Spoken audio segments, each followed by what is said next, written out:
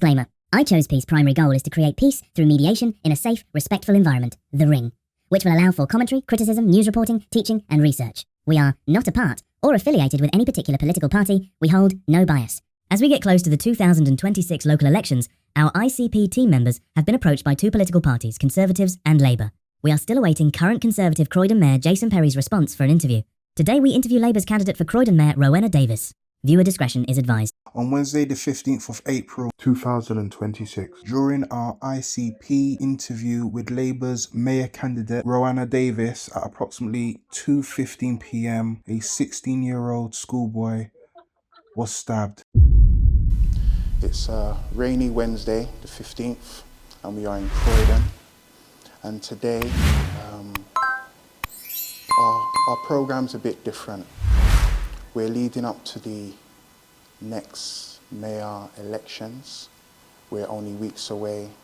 So we've taken this opportunity to invite the Labour candidate, Rowenna Davis. A lot of you have concerns over the youth, the violence in Croydon, and we want to take this opportunity to see what those that want to be in power are going to do. So today, I'd like to welcome Rowenna Davis. Rowenna, thank you for coming. I'll start off this interview today by just first asking, what is the duties of a mayor, especially when it comes to Croydon? Well, Bigzie, can I just say, first of all, what an honour it is to be here, and what a fantastic location, sitting right in the ring on So Solid Gym in South Croydon, right round the corner from my home. Thank you for having me and giving me the chance to do it. I think people need to have a talk about politics right now. They need to have their voices heard, and they need to know what their choices are. So just, if I might just say a little bit about me first. I came to Croydon as a secondary school teacher, taught outside West Croydon Station, and saw firsthand some of the challenges you were talking about young people, like family breakdown, drug dealing on the street, violence. You know, a lot of those things were interfering with my kids' ability to be able to learn well in school, yeah? And it was that kind of motivated me to take the next step to get into politics. Now, to answer your question, what are the powers that a mayor has? Effectively, if I become the mayor of Croydon, I will run Croydon Council.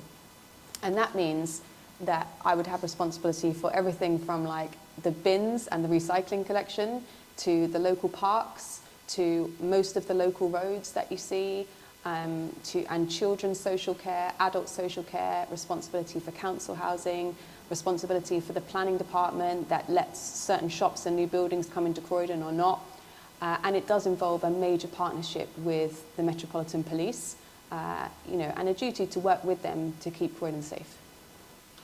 A number of our team were approached by Councillor Ellie, and I expressed my concerns personally over a number of issues that I'm personally and a number of our people are concerned about. And to be honest, that's why we've actually invited you here today. One thing I did notice when we were given the leaflet, it didn't actually mention anything to do with crime reduction or the youth. So that's why I thought I'd take this opportunity to invite you here today.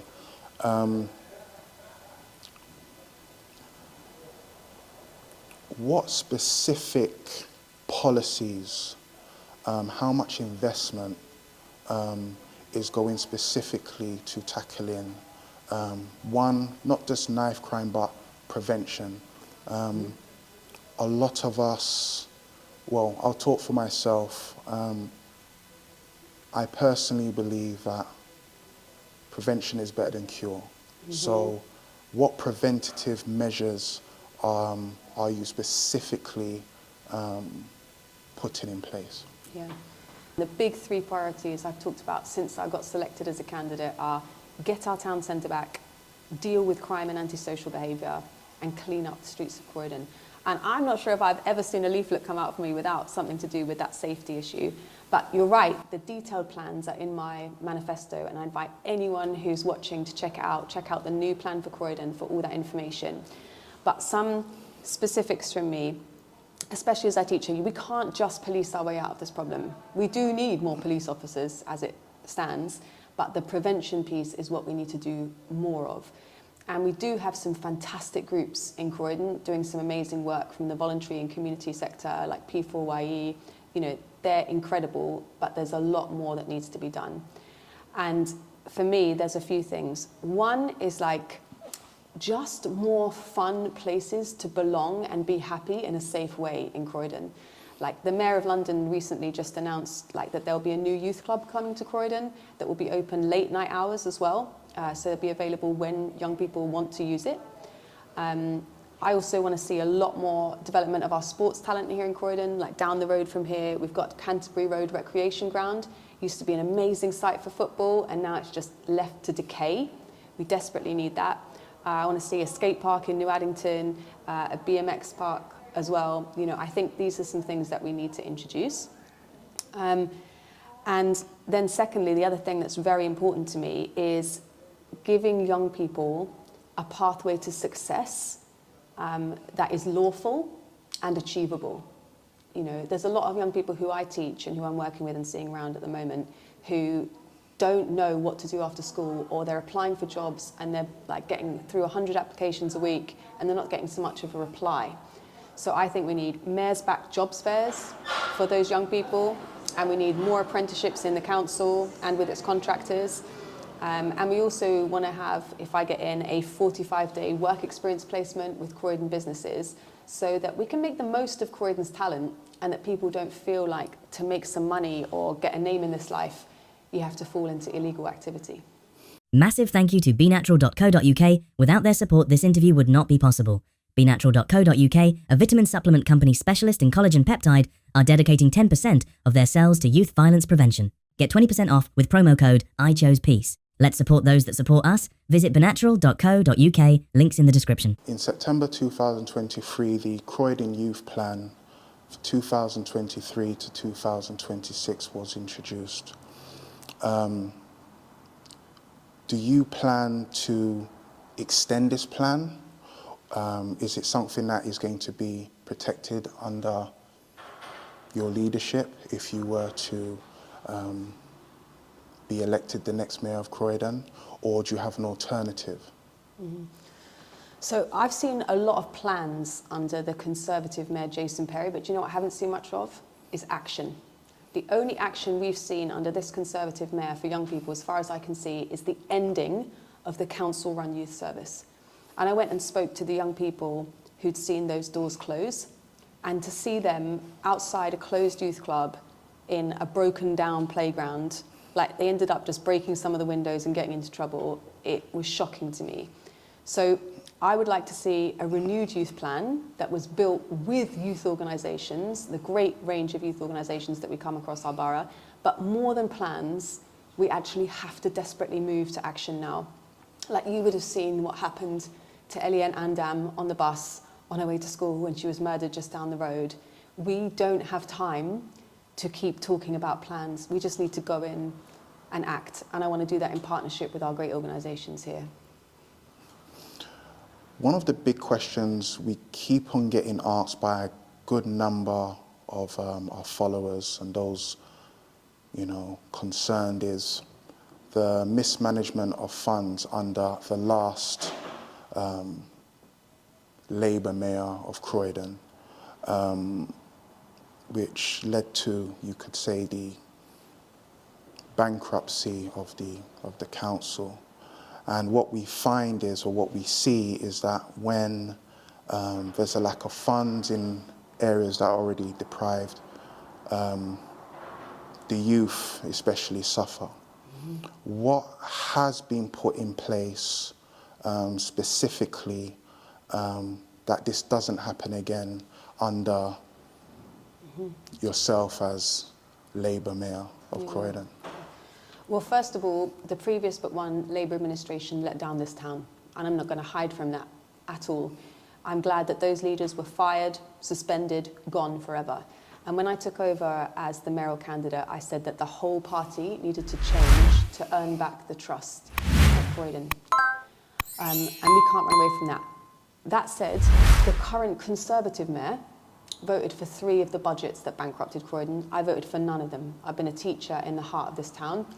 And he promised to fix the finances, and nothing has happened. All that's happened is council tax has gone up, up, up for all the people in this borough, and services have been cut, and the town has gone into decline. So we desperately need new leadership. And what is definitely going to change on day one from me being mayor is the culture of that council. You know, the problem, if you look at all the reports about what went wrong there, it was a toxic culture that became introverted, where people couldn't question, where there was a lack of transparency. And that is what's got to change. The council has to put people first. It has to be transparent. I've said that contracts have to be published, that people have to be questioned, and that I have to be questioned too, which is why I'll be having a people's question time on every corner of the borough every year to make sure that people have their say, that the light is shed in to the room, and that the mistakes of the past never get repeated. Going back to my previous question in regards to the Croydon Youth Plan 2023 to 2026, one thing we continually find generally in politics is that if nothing is promised or actually confirmed as something you want to work towards, then we as the public can't really complain that actually nothing was asked or put in place in the first place. So you've mentioned, yes, with the other party currently in power, it's been a lack of action, but do you actually have any pledges, specific pledges into how much amount of funds is going to go into particular projects? So, for example, you've mentioned that funding will go to various charities and organizations. However,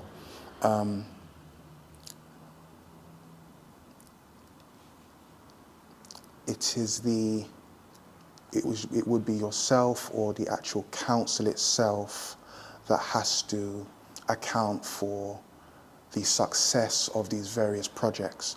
So is there a specific project that you, as Labour Mayor Rowenna Davis, is putting in place, and is there any specific amount of funds that you are promising, if you like, specifically aimed at youth crime prevention, and reducing crime? And the reason I emphasize this question is we always hear of specific funds going into buildings, infrastructure, and especially the police. Right now we have facial recognition, but London, Croydon especially, has always been a place that's quite frankly had so much surveillance. I'll actually tell you a little story. I owned actually a store for several years in the Whitgift Centre. It was called Funky House, Unit 144. And what's quite frankly frustrated me overall is in my time, and this was over 10 years ago when I had my store, there was not as much knife crime and violence as there is now, but there was still knife crime. And my store was actually only 3 minutes walk from the local Poundland around the corner. And as soon as Poundland saw the increase in knife crime, they, as a small store in Croydon, said, we are going to create a little policy where basically anyone that wants to buy any sharp objects can't buy has to show ID. But no, but Labour, especially this year, has only made it illegal for Amazon and these same companies to sell these same dangerous weapons. Poundland did this, Croydon Poundland did this 10 years ago now. So what I would really like to hear from you, if you have one, or more than one, is specific plans and a target. What are you targeting for? Not necessarily in terms of funding charities and organizations. What do you want to see, and what is the name of the project, and how much is dedicated to it? Because that is the community's concern. When I owned my store in the Whitgift Centre for several years, was stopped and searched so many times as a shop owner in the Whitgift Centre. Never mind what the young ones are going through now. And I believe stop and search has its benefits. However, I'm finding there's too much laziness in just there seems to be more protection, generally speaking, for buildings and businesses than the wider public. That is my personal findings and those that are a part of our group. Okay. So you raised a lot of points there. So let me take a few of them. First of all, I'm really sorry about your experience with stop and search. In my experience, there are a lot of good police officers in Croydon, but there is a lot of education that still needs to happen. And I think we need to work with the police and the community to increase some cultural competence of the police and to make sure that there are trusting, respectful relationships with the police. I worked with a mum of a young 14-year-old boy who was mistakenly stopped and searched, really quite traumatised, and he never even got an apology from the officers that did it. And that young boy is still affected. So I think there's a lot more work to be done, you know, with me bringing together the police and the community members to repair and rebuild and strengthen that relationship. Secondly, on Poundland, I love that a local Croydon business just stepped up and took some action on its own and didn't wait for a government to tell it what to do. I credit Poundland, and I'd love to share that good practice with other businesses and get that spread around. That's really, really important. And thirdly, you asked me about the budgets. There's already a lot of money in Croydon Council that's earmarked for particular projects to do with safety, but I don't want us to stop with that number. I see my job as mayor as to be the ambassador, the advocate for Croydon, to go out there and fight for more funding than is currently available. You know, this borough has more young people than anywhere else in London. Many of them are in temporary, overcrowded accommodation. Many of them are suffering from family breakdown or, you know, housing issues, whatever it might be. We need to pull in more money to Croydon. And I would see myself doing that, whether that's going to the Mayor of London, knocking on his door and asking for some more, going to the Labour government and asking for some more. You know, that would be my job. And we've already seen some success in that. I fought for fair funding for Croydon. I don't know if you know about that, but for decades, Croydon was underfunded compared to inner city London. The funding formula was unjust, and the outer boroughs like us were, exactly as you said, ignored. We went to the government. We said it's not fair. You need to base the funding on the evidence of need and not just an old-fashioned system. We got thousands of people to sign the petition. We did street stalls up and down Croydon. And the Labour government listened, and that has resulted in an extra 120 million for Croydon over the next 3 years. It's not enough, we need more, but if I can get 120 million when I'm not mayor, give me a chance to get in there and make the case for Croydon for more. Bigzie, can I just say it's been such a pleasure talking with you, and this is such a time of possibility for Croydon. I desperately believe in this place. Like, my 3-year-old and 5-year-old little girls are at home. They need me to make the streets safe for us and for all the children out there in Croydon. And I'm really happy that already the Labour government has tried to do some things to help Croydon. The £20 million that is coming to New Addington and the extra £20 million that is coming to West Croydon should begin to make a difference to this town and end the neglect we've had for too long. I believe you're referring to the Pride in Place IPP. What I would say once again is, if you were mayor, what could you today specifically tell us how much of that 20 million will, or a percentage would specifically be dedicated to the youth prevention? Because to be honest, I said I wouldn't really repeat questions. However, the frustrations that, and I'll talk for myself and the iChosePeace group, is that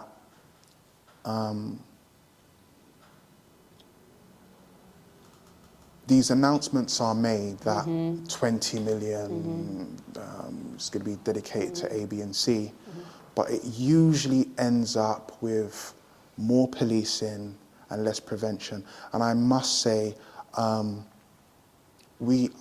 personally, we need the police. However, for a stronger, cohesive community, you need good health care, mentally and physically. And right now, in Croydon, we have a lot of scared young people. And I and many others can't give them that assurity that after school they will safely get home. So that is why, quite frankly, I'm asking for specifics. If you are elected the next mayor, the 20 million comes in. Is it a quarter? Is it half? Because too many times the funds gets diverted under an umbrella of other activities and needs. Yep. So, and that's what I'll end on, if you would like to respond. Yeah. And thank you. We need that honest conversation. And I totally hear what you're saying. I was at the nursery gates a little while ago, and a mum said she was packing up to move house because she doesn't want to bring up her little boy in Croydon. You know, it's devastatingly sad that people don't feel safe enough to walk down their own streets or even to want to live here anymore. And I think the current Conservative mayor has been trying to have a big talk about getting tough on crime, like with all of the cameras that have gone up and the public space protection order. And you just can't police your way out of this problem alone. It's exactly as you said, you need to look at the root causes. And I really hope that the Pride in Place funding can be used for that. I can't give you an answer on exactly what percentage will be used as for youth services. Do you know why? Because it won't be up to me as mayor to decide. The Labour government have said politicians will not be allowed to decide how that money is spent. The community decides how that money is spent. And right now there's a recruitment process for the boards of who's going to spend that money, 2 million every year for 10 years. And Bigzie, you've got to get yourself on that board. Yeah, you've got to get yourself on the board and encourage other people to get on that board so you decide how the money is spent. And that's one of the best things about this funding, is that it's been deliberately tied to the community, and the mayor's just there in the background for that one. And I love that way of doing things. And if I get to be mayor, I'd like to see a devolution of budgets wherever we can, because local people are best placed to know how to solve the problems. How you fix crime in New Addington might not be the same as how you fix it in West Croydon. So let local people lead. Thank you, Rowenna Davis. Thank you. Thank you so much. Thank you. On Wednesday, 15th April 2026, during our iChosePeaceICP interview with Labour's mayor candidate for Croydon, Rowenna Davis, at approximately 2:50 p.m. A 16-year-old schoolboy was being stabbed at North End Croydon High Street. The Marks & Spencer Croydon store was completely cordoned off, and paramedics treated the teenager inside. Teen emerged, being escorted by police and paramedics for further treatment at hospital. His injuries were declared non-life-changing and non-life-threatening. Witnesses at the scene say a fight broke out that escalated into a stabbing. As of the time of this report, no official statement has been issued by Metropolitan Police. No arrests have been made. To the young men involved in this fight and stabbing, we don't want this to escalate any further. Our thoughts are with you and your family and loved ones. We hope you are getting the protection, physical and mental support you need. iChosePeace, ICP, offer our support to mediate for a peaceful resolution before any life is lost and any more blood is shed. What do you think? Has Rowenna Davis got your vote? If you made it this far in our video, thank you. Tell us your thoughts, subscribe and comment below. Peace.